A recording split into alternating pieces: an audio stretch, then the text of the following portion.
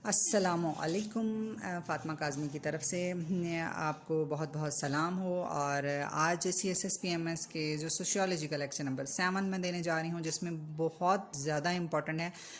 CSS में शायद ही कभी कोई इस तरह का पेपर है जिसमें ये ज़ेनोसेंट्रलिज़म के बारे में नहीं पूछा गया। ये जो 3 हैं इम्पॉर्टेंट कल्चर कॉन्सेप्ट्स जो हैं, ये इस कदर इम्पॉर्टेंट हैं कि ये पेपर में आते ही आते हैं। वो डायरेक्टली वो पूछ लें आपसे, वो इनडायरेक्टली वो पूछ लें, लेकिन उन्होंने ये पूछने ही पूछने हैं।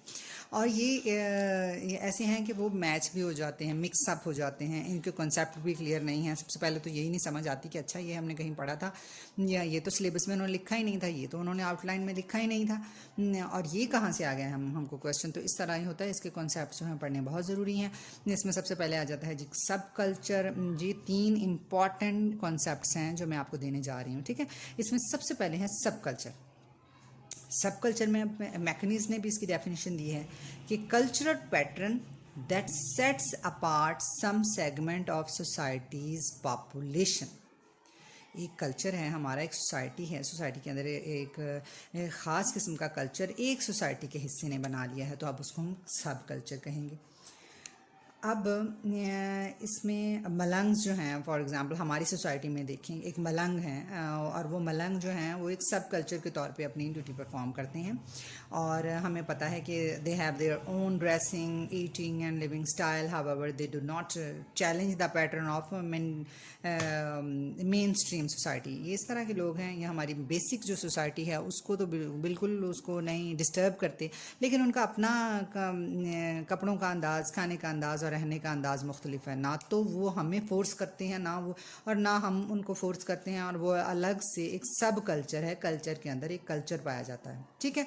एक तो मलंग वाली की डेफिनेशन मैंने आपको दे दी जो आप लिख सकते हैं। और इसमें दूसरी जो इम्पोर्टेंट है, जैसे कलाश फैली है पाकिस्तान में।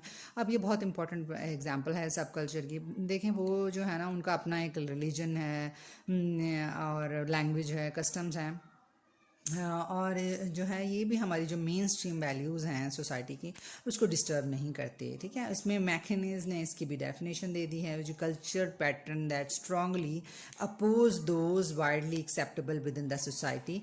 तो इसमें ये है कि ये काउंटर कल्चर हो जाता है ना, फिर ये सब कल्चर नहीं रहता। वो अगर हम इस तरह के हों कि वो सोसाइटी के ऑपोजिट जा रहे हों या सोसाइटी के को इंटरप्ट कर रहे हों, तो ये इस तरह की चीज़ जो है ना वो काउंटर कल्चर हो जाता है। लेकिन जब वो उसको डिस्टर्बेंस क्रिएट नहीं कर रहा है, पॉजिटिवली अपना काम कर रहे हैं, वो अपनी अलग से एक बनाई हुई है उन्होंने, तो वो जो है वो सब कल्चर उसमें उसको कहलाता है, ठीक है। कल्चर के अंदर आप एक सोसाइटी के अंदर एक डिफरेंट कल्चर छोटा सा हो जो कि आपको किसी भी तरह डिस्टर्बेंस क्रिएट ना करे, लेकिन हाँ अपनी अलग आइडेंटिटी रखें। मेरे ख्याल में काफ़ी है इतना एक्सप्लेन कर देना। उसके बाद है जी इम्पॉर्टेंट है बहुत एथनोसेंट्रलिज्म, ठीक है, एथनोसेंट्रलिज्म।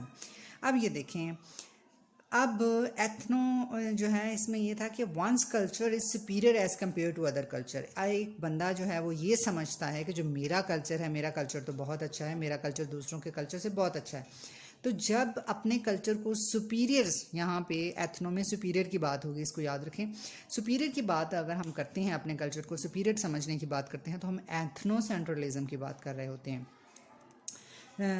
जैसे कि फ्रांस में वो हिजाब कंट्रोवर्सी उन्होंने शुरू कर दी 2-3 साल पहले भी। बहुत ज़्यादा उन्होंने उसमें किया हुआ था कि हिजाब नहीं कर सकते हैं, हिजाब वाली बच्चियों को एडमिशन नहीं मिल सकता, और हिजाब पे उन्होंने पाबंदी लगा दी। उसकी रीज़न यह है कि वो फ्रांस गवर्नमेंट जो है वो अपनी जो अपने कल्चर को इन्फीरियर समझती है। वहाँ पे वो एथ्रोसेंट्रिक व्यूज़ हैं फ्रांस गवर्नमेंट के हिजाब को लेके, हिजाब कंट्रोवर्सी को लेके। हाँ अलबत्ता उसमें चेंजिंग थोड़ी बहुत वो भी है, प्रोटेस्ट के बाद थोड़ी बहुत आ रही है, लेकिन बेसिकली उनका जो फ्रांस गवर्नमेंट का कल्चर है वो एथनोसेंट्रिक कल्चर है। ओके, ये क्लियर हो गया। अगर फिर भी नहीं हुआ तो आप मुझसे कमेंट्स में पूछ सकते हैं। उसके बाद ही जीनोसेंट्रलिज्म है। जीनो में ये है कि अपना कल्चर को हम इन्फीरियर समझ लेते हैं। ये जीनोसेंट्रलिज्म का क्वेश्चन तो बहुत दफ़ा आता है, और लॉन्ग क्वेश्चन के अंदर भी ना जब क्वेश्चन वो ख़त्म करते हैं तो एंड पे थोड़ा सा ये भी एंड आल्सो एक्सप्लेन, तो पूरा क्वेश्चन आ रहा होता है, तो जेनोसेंट्रिज्म जब हम देखते हैं तो परेशान हो जाते हैं कि भाई ये क्या चीज़ है, ये कौन से बला है। तो ऐसा बिल्कुल भी नहीं है, जेनोसेंट्रिज्म भी उसके ऑपोजिट है। ये ऐसे समझते हैं कि जो हमारा कल्चर है ना, ये इन्फीरियर है, हमारा कल्चर किसी काम का नहीं है। तो ये उनका ख्याल होता है, इसको नेगेटिव पॉइंट पे लेके जाते हैं। वो कहते हैं कि जो हमारे लैंग्वेज है, हमारी अच्छाइयाँ हैं, हमारी सर्विसेज हैं, हमारे बिलीव्स हैं, हमारे लॉ हैं, वो किसी काम के नहीं हैं। ठीक है, तो इसमें प्राइवेट सेक्टर ऑर्गेनाइजेशन है पाकिस्तान की और गवर्नमेंट से ऑर्गेनाइजेशन पाकिस्तान की हैं, वो प्राइवेट के मुकाबले में अपने आप को ये समझते हैं कि हमारा कल्चर जो है, हमारी जो स्कूल का एनवायरनमेंट है, हमारे यूनिवर्सिटीज़ का एनवायरनमेंट है, तो वो शायद प्राइवेट से कम है, या नॉर्मली भी यही एक मिथ है, यही ख्याल किया जाता है कि ये जो गवर्नमेंट का है वो थोड़ा कम है और जो प्राइवेट का है वो बहुत अच्छा है। तो ये अपने ही कल्चर को, जब आप अपनी ही आइडेंटिटी को जब हम